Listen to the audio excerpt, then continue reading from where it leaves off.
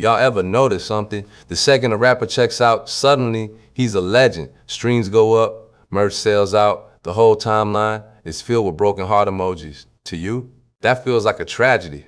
You feel that loss for real. But inside those corporate offices, in the glass buildings where they sign the checks, they ain't crying, they popping bottles. See, there is a cold math to this game that nobody really speaks on. And the math says one thing: a dead artist pays better than a living one. Think about it. A living artist is expensive. He's got baggage. He's catching cases. He fights with producers. He acts human. But a dead artist, he's perfect. He never complains. He never asks for a better deal. He never refuses to do a show. And he generates money forever without costing the label a single dime. So look, I'm about to show you the blueprint. I'm gonna break down the death clause, the insurance plays, the AI future, nobody is watching, and the specific trap hidden in the fine print. That leaves the family with zero, while the label makes millions. First off, you gotta understand how a label looks at a human being. They don't see a person, they see an asset, like a stock or a rental property. When an artist is alive, he is what business folks call a high-risk asset. Say you sign a young guy from the streets, he's buzzing, he's got the energy, but he comes with real problems. You gotta pay for his security. You paying for the tour bus. When he catches a charge, you fronting the lawyer fees. When he starts beefing online, you doing the PR cleanup. Every day he's breathing, he is costing the label money. He's a liability. But here's the sick part. The label actually needs that liability. See, in the streaming era, music don't sell, attention sells. If an artist is safe, staying in the house, raising his kids, and staying out of trouble, he ain't trending. The algorithm don't like peace. The algorithm likes chaos. So the label encourages the crash out. They tell him, go to that club where your ops are, we need the footage. They tell him, don't settle that beef privately, put it on Instagram Live, it'll boost the album pre-sales. They treat these artists like crash test dummies. They push the car faster and faster, knowing eventually it's gonna hit a wall. And when they see the mental health spiraling, when they see the pills, when they see the paranoia, they don't send a therapist, they send a cameraman. Because to them, a self-destructive artist is just good content. They monetize the downfall. They selling tickets to the funeral before the body is even cold. Now, look what happens when that artist finally passes away. Suddenly, all those bills, they hit zero. No more security costs, no more lawyers, no more drama. But the income, it goes through the roof. The minute the news hits the blogs, the catalog value explodes. Everyone running to Spotify for the nostalgia. This is playlist starts trending globally. So now, the cost went to zero, but the revenue went up 1,000%. In economics, that's called maximum efficiency. But the real money ain't even in the streams. The real money is in the bet they made before you even died. This is the part that sounds illegal, but it's standard practice. It is called keyman insurance. Now, corporate companies do this all the time. If the CEO of Walmart dies, the company loses value, right? So they have insurance to cover the loss. Labels do the same thing.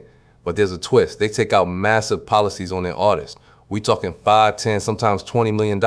Usually life insurance is supposed to go to your family. It's supposed to take care of your kids. But in these contracts, the label is the beneficiary. That means if the artist gets shot or overdoses, the label gets a check for $10 million. Tax-free, immediately. The incentive is backwards. They literally betting against your survival. But wait, it gets worse. You're probably thinking, okay, the label gets paid, but at least the artist's family's gonna eat off the streams, right?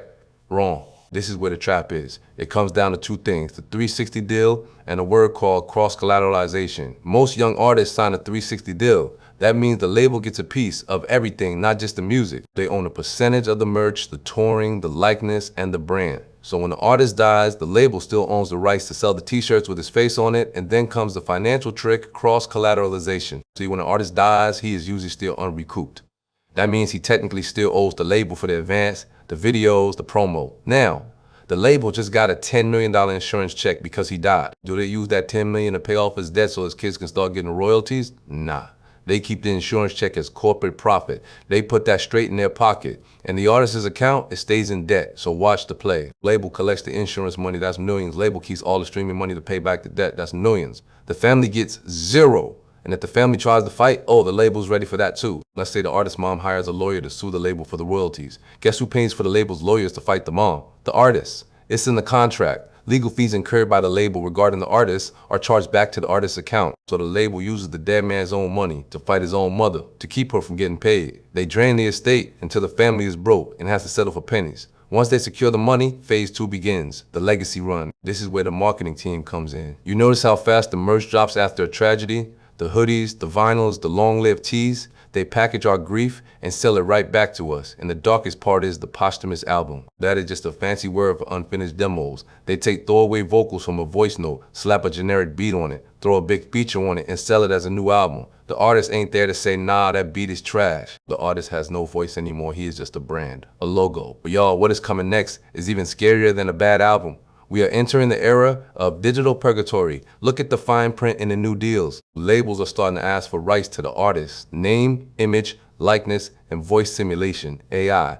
They don't just want the music you already made, they want the right to create new music using your voice after you gone. Imagine this, an artist dies in 2026, but in 2030, he is on stage performing a hologram concert. In 2035, he is dropping a verse on a new song generated by a computer. The artist is dead, but the employee is still clocking in. He can't retire, he can't quit, he can't rest. He is a digital slave owned by a corporation forever. They took the art, they took the life, and now they selling the ghost. So look, I'm not telling you this to make you sad. I'm telling you so you see the trap. The music business ain't about music. It is asset management. And the most valuable asset they have is a young man with talent and a short life expectancy. If you are an artist or you are trying to be one, understand who you're getting in bed with. Read the contract, check the insurance clause, see who owns your masters, and for God's sake, check who owns your likeness. Because if you don't own yourself, you are worth more to them as a memory than a man. Don't let them cash out on your funeral.